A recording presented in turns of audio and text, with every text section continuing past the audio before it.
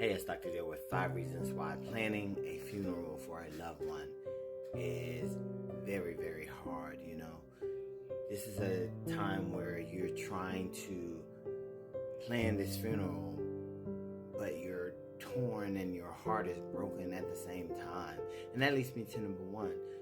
Most people have never planned a funeral before, so it's kind of chaotic.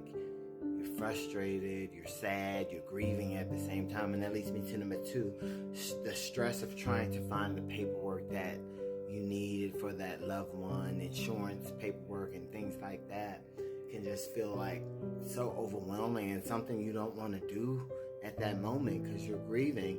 And that leads me to number three, grieving while handling personal business is hard because it's hard to focus on what you actually need to do, and on top of grieving, kind of what I said before. And that leads me to number four. Life just feels like you're at a standstill during this process.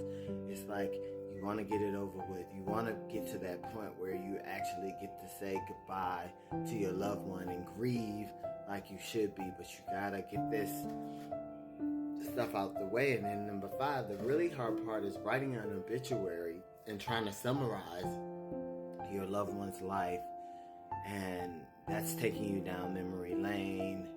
That's causing you to cry and grieve, and this is a roller coaster of emotions this time period right here. And so praying for anybody who's lost anybody. If you're struggling with grieving and maneuvering through your grief, please seek a therapist so they can help you maneuver through that.